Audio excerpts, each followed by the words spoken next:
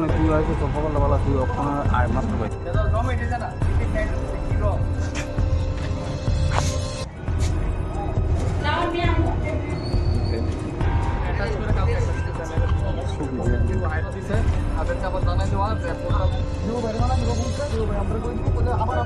Central government থেকে একটি circular বার করা হয়েছে যে সমর্থ পোর্টালের মাধ্যমে অ্যাডমিশন হবে।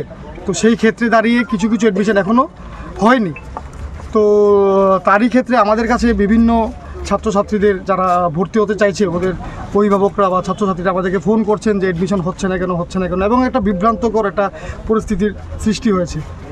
তার বিষয়ে আজকে আমরা আমাদের রামঠাকুর কলেজের প্রিন্সিপাল ম্যাডাম যিনি রয়েছেন পাপড়ি দাস মহোদয়, ওনার সঙ্গে আমরা সূর্যমীনগর, বাধারঘাট এবং বরদোয়ালি আমরা 3 বিধানসভা থেকে আমরা প্রতিনিধিত্ব করে আমরা এসেছি কথা বলতে, যাতে করে আমাদের যারা যে সকল ছাত্রছাত্রীরা যারা ভর্তি হতে পারেননি ওদেরকে কীভাবে অ্যাডমিশন করানো যায় এবং পুরো আমাদের সরকারের গাইডলাইন্স মেনে কীভাবে অ্যাডমিশন করানো যায় তারই একটা সুব্যবস্থা যেন তৈরি করা হয়। তার জন্য আজকে আমরা আলোচনা করে গেছি এবং আমাদেরকে আশ্বস্ত করা হয়েছে যে সরকারি গাইডলাইন্স মেনে ওনার তরফ থেকেও চেষ্টা করবেন কীভাবে করে আমাদের যেন ভবিষ্যৎ যেন নষ্ট না হয়, ছেলেমেয়েরা যেন একটি বছরও যেন নষ্ট না হয়, ওরা যেন অ্যাডমিশন নিতে পারে। কতজন স্টুডেন্ট রয়েছে? আছে মোটামুটি 400-র উপর হবে। এটা হচ্ছে এখন যে ভর্তিটা হচ্ছে সেটা হচ্ছে পুরোপুরি অনলাইন প্রসিডিওরে ভর্তিটা হচ্ছে সামার্থ পোর্টাল দিয়ে।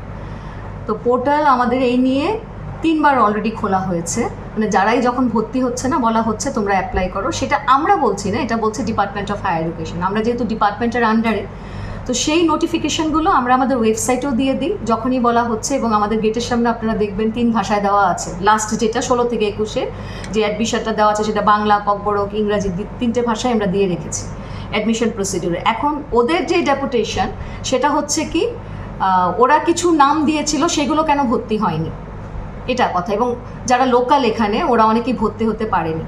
তো যেটা ডেপুটেশন আমাদের কাছে এসছিল সেটা আমরা অলরেডি হায়ার এডুকেশনকে দিয়েছিলাম, বলেছিলাম কনসিডার করার জন্য। হয়তো হায়ার এডুকেশন এটা কনসিডার করবে, কিন্তু যেহেতু অনলাইন প্রসিডিওর চলছে এখনও, তো সেই কারণে হায়ার এডুকেশন এক্ষুনি ধরেনি। অনলাইন প্রসিডিওরটা যখন অনলাইনেই চলবে, কিন্তু যখন মানে পুরোপুরি কমপ্লিট হয়ে হয়তোবা সেই লিস্টটাকে ধরার কথা ছিল।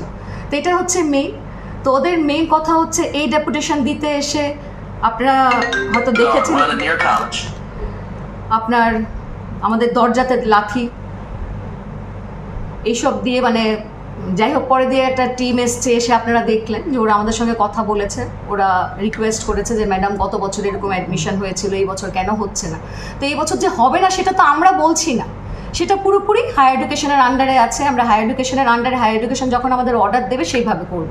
আগে যেটা ভর্তির প্রসিডিওর ছিল সেটাও অনলাইনে ছিল, কিন্তু সেটা স্টুডেন্টরা একবার হয়তো ফিল আপ করতো, তারপরে সেটা স্পটের মাধ্যমে চলতো। কিন্তু এখন প্রসিডিওরটা হচ্ছে এটা কন্টিনিউয়াস প্রসেসে চলছে। আর আপনাদের কাছে হয়তো বা খবর আছে যে আমাদের কলেজে একটা প্রবলেম অ্যারাইজ করেছিল অ্যাডমিশনের সময়, যে কারণে একজন টিচারকে সাসপেন্ডও করা হয়েছে। তো সেই সংক্রান্ত নিয়ে যেহেতু এই ম্যাটারটা চলছে, তার জন্য হয়তোবা হায়ার এডুকেশনও একটু ওয়েট করছে যে ম্যাটারটা মিনিমাইজ হোক, কিছু হোক, এবং অ্যাডমিশন প্রসিডিওরটা মিনিমাইজ হোক। তারপরে যারা চান্স পায়নি, যেমন গভর্নমেন্টের কথা হচ্ছে এরকম একটা স্টুডেন্টও থাকবে না যারা 12 পাস করেছে যে অ্যাডমিশন পাবে না, হয়তো পছন্দের কলেজ পাবে না, পছন্দের সাবজেক্ট পাবে না, কিন্তু প্রত্যেকটা স্টুডেন্ট অ্যাডমিটেড হবে, সেই অ্যাসিওরেন্স গভর্নমেন্ট থেকে আছে। তো সেই হয়তো গার্জিয়ানরাও অধৈর্য হয়ে গেছে যে ক্লাস শুরু হয়ে গেছে, অ্যাডমিশন আমার ছেলে মেয়েদের হচ্ছে না। তো এটা একটা কারণ। আর কিছু তো ছাত্র সংগঠন কে এসছে আমরা বলবো না, কারণ কিছু আমরা দেখেছি প্রেজেন্ট স্টুডেন্টও আছে যারা এখানে ডেপুটেশন দিয়েছে, যারা এখন রানিং কলেজে পড়ছে। এরকম কলেজের ডেপুটেশন না, এটাকে আমি ডেপুটেশন বলবো না, ডেপুটেশন পরে এসে লিডার্সরা এসে আমাদেরকে দিয়ে গেছে, কিন্তু সেটা ছিল একটা আমাদের ওপর একটা, আমি বলবো আমরা সব টিচার্সরা যেটা আমরা একটু ভয়ই পেয়েছি যে এইভাবে দরজায় লাথি দিয়ে আমাদের পুলিশ ডাকতে বাধ্য হয়েছে।